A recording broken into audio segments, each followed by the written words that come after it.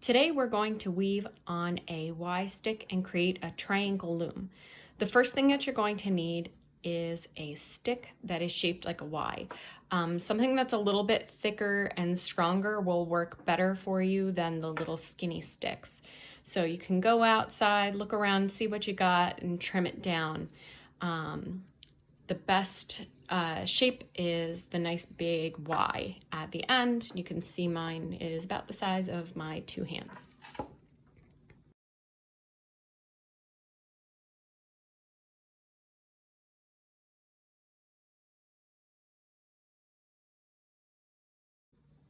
The next thing that you need is string to create the warp, and the warp can be made out of lots of different things. So take a look around the house and see what you have. It could be anything from some kind of twine that you might have in your garage, jewelry making cord. This is just a thin type of string. You can use yarn, kind of baking tie or gift tie wrap, some thin, skinny, decorative ribbon, or in a pinch, you can even use dental floss. You're also going to need some items that you can weave through the warp, which is called your weft. The weft can be a mixture of different types of yarn, or even if you only have one color, you can make do with just one color of yarn. If you don't have yarn, you can cut little tiny strips from paper. I just cut this from some junk mail that showed up at my house that had some nice bright colors on it. And if you don't have any of those things, you can even just go outside and trim some long weeds. When weaving, the structure that holds our strings is known as the loom. So we're going to be using a Y stick as our loom for this project. The string that you first apply to your loom is called your warp. The warp is what you weave on. So I'm going to start my warp on one side of my X by tying a knot.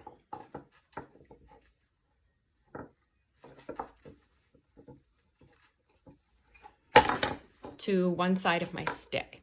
And I can use my scissors to sort of trim that a little bit so the end isn't in my way. Once I have my warp secured to one side of the Y, I'm going to reach to the top side of the loom, wrap around the top side, bring my string back down to the bottom, wrap around the bottom, come back up and over the top. And I'm going to continue wrapping the string around both sides of the stick, top and bottom, to secure the warp as I'm weaving. So I'll continue, just kind of hold. You want your string to be nice and tight so that there's no loose ends in it, but you don't want to pull so tight that you squeeze the stick. You see, when I start squeezing the stick here, my string starts to kind of loosen a little bit. So you want to pull tight enough that your strings are tight, but not so tight that you bend your strings and bend your stick and create loose warp. So whenever you're weaving, you always want a nice tight warp. So you'll continue all the way up the stick, wrapping around top, down to the bottom, wrap around the bottom, up to the top. And you want to try and keep your wraps sort of close together. If you space them out too much, you won't have a lot of room to work when you begin weaving. And you're just going to continue wrapping top and bottom, under and over, all the way to the top of your warp on the loom.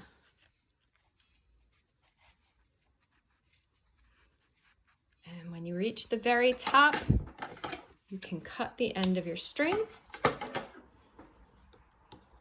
And you're going to tie that last string off onto itself. So I'm just going to tuck that under here. hold that, tie one more time to make a knot. So I'm just tying the end of the string to itself on the top. I've strung my warp on my entire loom. Last step, trim the end. If you're worried about the knot coming untied and you've got a little glue at home, you can put a little dot of glue on each one of your knots and give that a minute to let it dry, and that'll make sure that your knots don't back out. The next tool that you're going to need to find is something that's going to help you get the weft, which is the string that we're going to be weaving through our warp, through the strings. You can do it by just using your fingers and tucking the weft under and over as you go, but it's a little bit easier to move your weft or the string or whatever it is that you're weaving with through if you have a yarn needle. So you might have somebody at home that knits or crochets. There's a really good chance that they have a yarn needle. It's bigger and fatter than a regular sewing needle in their kit.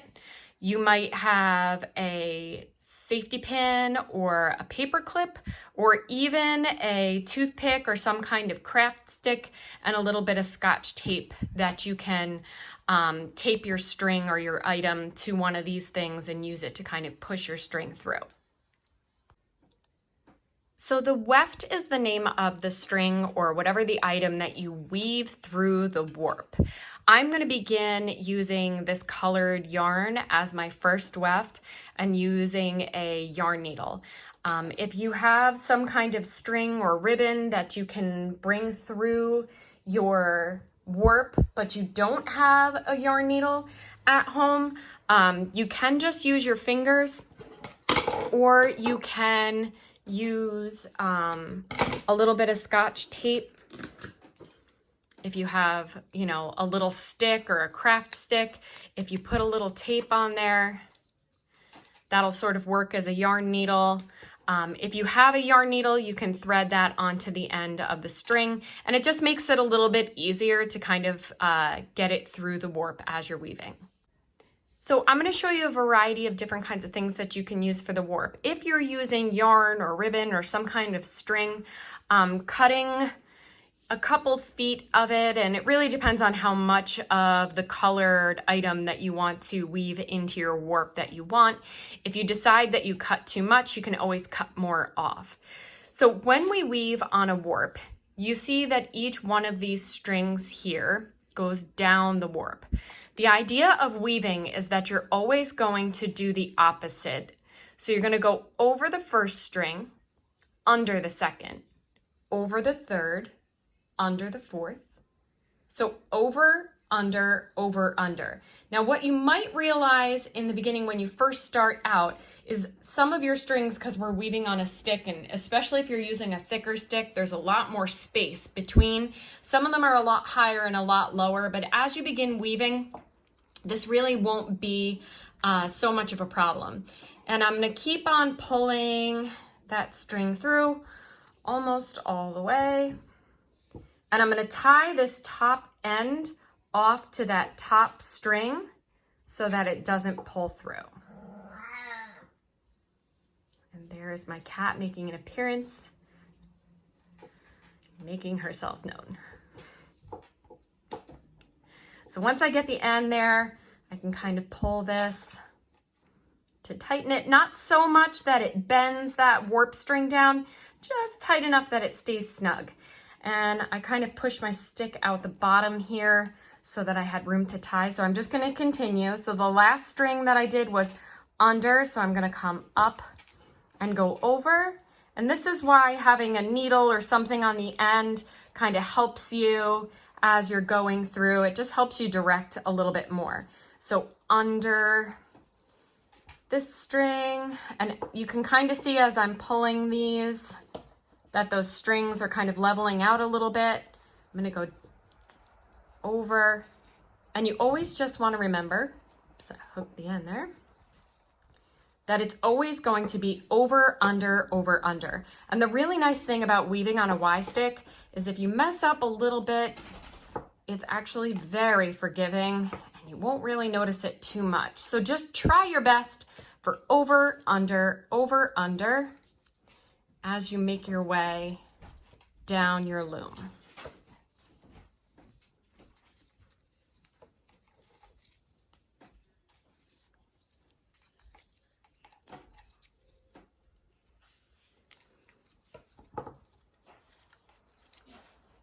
And my last string goes over. So I'm going to push this through here and pull just tight enough. And I'm going to push my weft string because it's kind of all over as I was zigzagging through. I'm going to push it right up against that top part of my loom. And once I reach the bottom, then I'm going to start to head back up to the top. Now here's where it gets a little tricky. You're still going to continue over under, but you're going to do the exact opposite on your way back up. So if you went under it on the way down, you're going to go over it on the way up. If you went over it on the way down, you'll go under on the way back. So I'm going to head back up the loom, under, over, as I go. And again, if you realize on your way back up that you mixed it up a little bit and you messed up, just try your best to get that pattern back on track. So I went under, over, under, over, under, over. And I'm just going to continue making my way back up my loom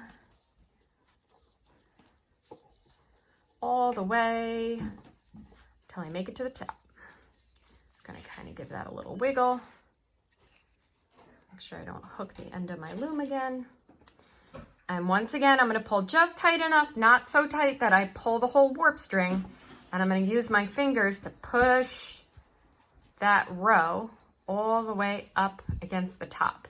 And then I'll continue on my way back down doing the exact opposite of how I came up. So I ended under, so I'm going to head back over and continue my way down back to the bottom of the loom.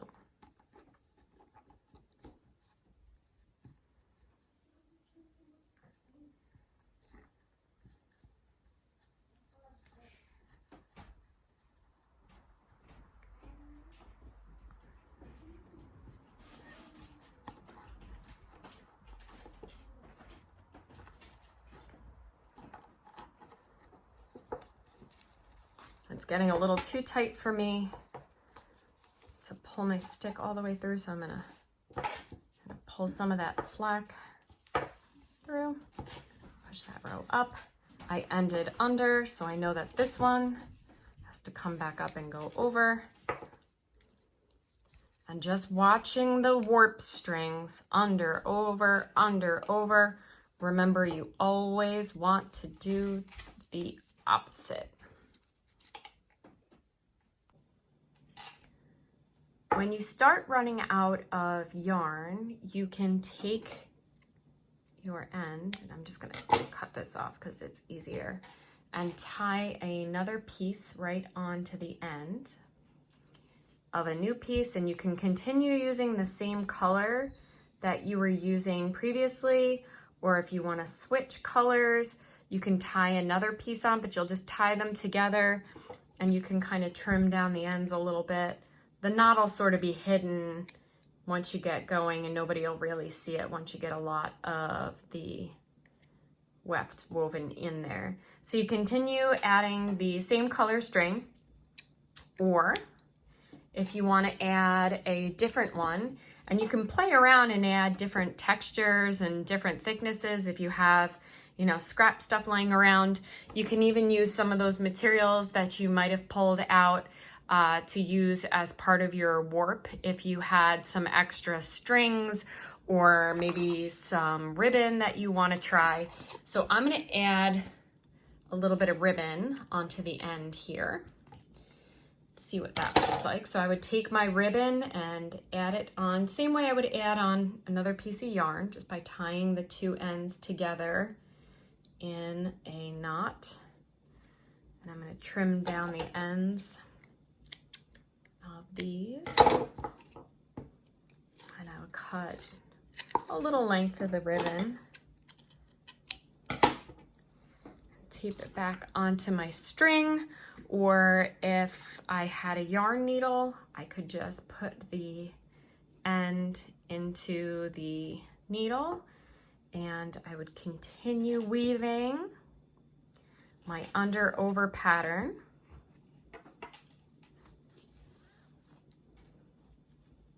With my string, and the weft, when you start to run out, will eventually start to weave in the next color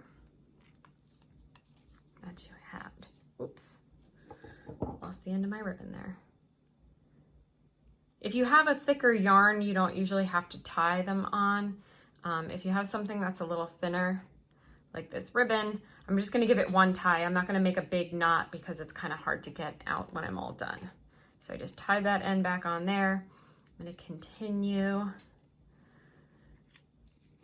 Now what might start to happen because you're on a triangle loom is you're gonna start to see that the bottom portion is going to fill up faster than the top. And as you're weaving, you might not be able to make it down to the very bottom after you get a few rows going on. You can just kind of go down as far as the string will let you. And again, just remembering that under, over, still trying to finish, oops, knot is untying, maintaining that under, over, no matter what the material that you're using is. So I went over that one, under, come back up, go over, under, and I'm just pushing these warp strings a little bit as I'm working so I don't have to keep pulling the needle through all the way. So over, under, and I just continue all the way to the top. Make sure not hooked around the end. And again, push all the way up. I'm just gonna trim this end up here because it keeps getting in my way. And then you're gonna head back, doing the same thing, under, over, all the way.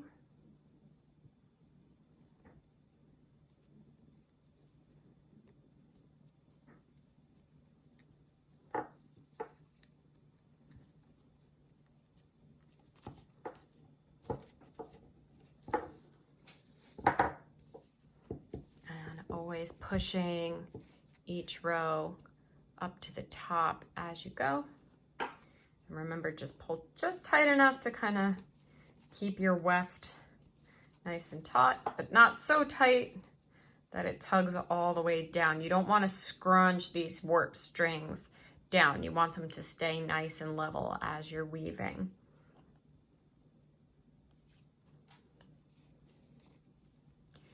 And I can tie this one off down here. If you don't have access to string, you can use some long grasses. I had showed in the beginning of the video some tall weeds that I cut from the side of my house this morning. And these can be used in place of the ribbon on your weft. So you wanted to make a natural looking loom. Now these won't be one long continuous string like the ribbon that I was using, so I'm going to do each one of these pieces individually. So again, I would start with my over, under pattern. So I'm going to start this one. My last one was over, and I can see that right up here. Under, over, and I'm going to continue taking these grasses. And fresh grasses tend to work a little bit better for this. If your materials are a little too crispy and dried out, they might crack or break as you're working. Now I'm not going to feed this into a needle. I'm just going to use my fingers to kind of push the grass through and pull. And even if you have ribbon or yarn at home, you might want to kind of work some of these natural materials in to your weaving. Maybe you have a garden you want to add some things in, and I'm just going to leave this end sticking up here. I'm gonna take one of these other pieces here. I'm just ripping off the uneven parts. And I'm gonna start my next row, over, under, over, under. And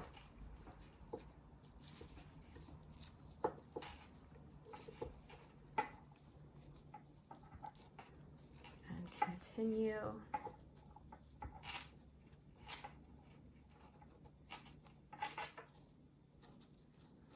Now, the more you get woven in there, you might start to see that part of your weaving starts to tighten up a little bit. And that's actually a really good thing.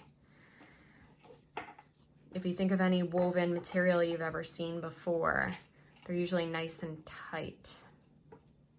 You can't see a lot of air or holes through them. You don't want negative space in your weaving. I'm just going to tuck that kind of under there. And if these are really tall, once I get this going, I can sort of take my scissors and trim them a little bit. Or maybe I want to do a little mixed media. I can use some of these paper strips that I had as well. And again, as long as you stick with that under, over pattern, you can't really go wrong with any of the things that you want to use for your weft. So still just making sure that I'm doing an under, over pattern and always doing the opposite of what I did in the last row.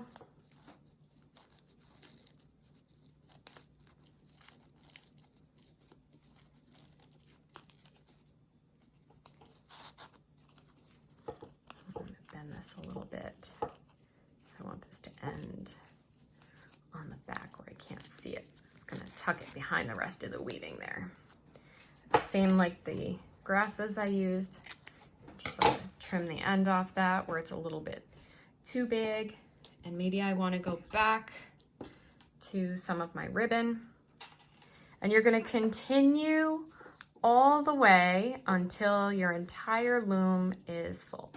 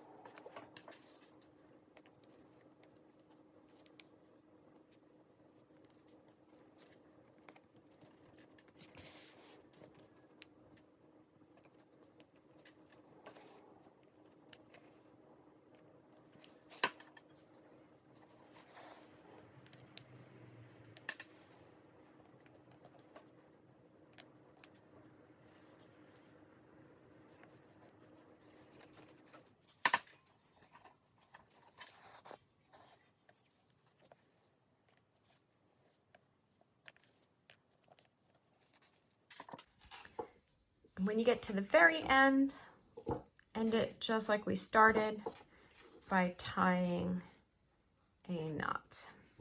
I'm just going to double tie it here and cut. And there you have it, your Y loom.